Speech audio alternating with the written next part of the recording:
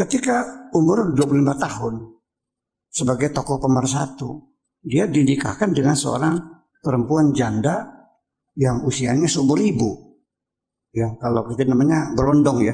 Suami berondong itu suaminya lebih muda, 15 tahun seumur ibunya sendiri.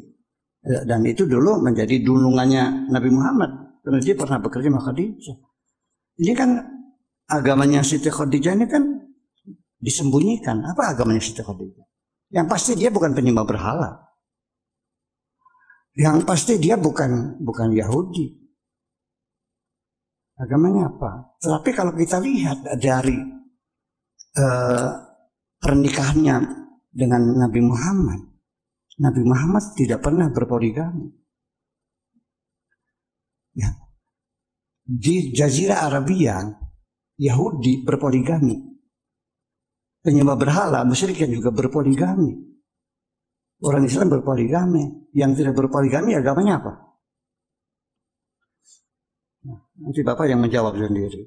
Tetapi yang jadi pertanyaan bagi saya, yaitu ketika Nabi Muhammad Shallallahu Alaihi Wasallam menerima wahyu, dikonsultasikan dengan seorang ahli spiritual.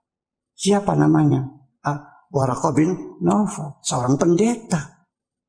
Nabi Muhammad, Nabi kita, mengkonsultasikan wahyu itu dengan seorang pendeta. Jadi Khadijah ini siapa sebetulnya? Ini jadi masalah. Ini sebetulnya ada yang disembunyikan. Ada yang disembunyikan.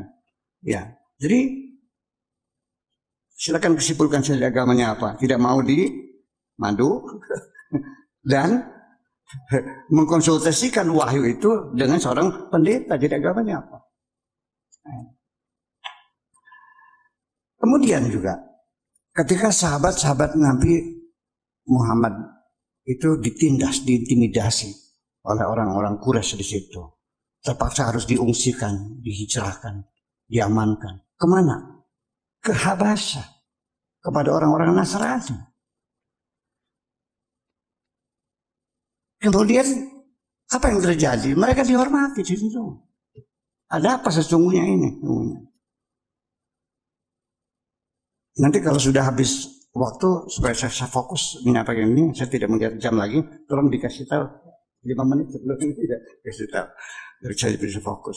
Nah kemudian lagi kita lihat bahwa ketika Nabi Muhammad itu bisa menaklukkan kota Makkah, idza jaa nasrullahi wal fathu wa ra'aita an-nasa yadkhuluna fi dinillahi afwaja fasabbih bihamdi rabbika wastaghfirhu innahu kana tawwaba.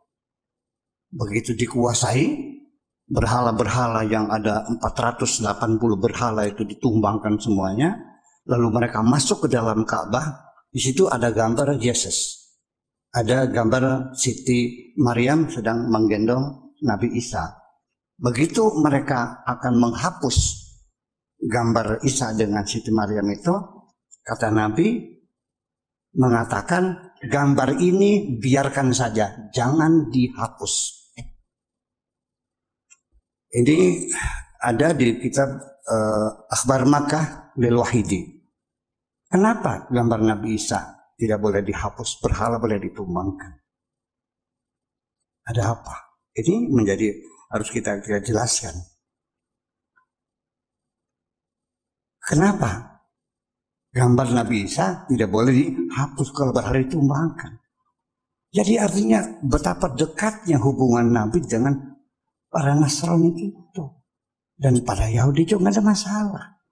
Yang perlu kita ketahui bahwa yang mengusir, menghalau orang-orang Yahudi dari kota Madinah bukan Kanjeng Nabi, tapi Sayyidina Umar.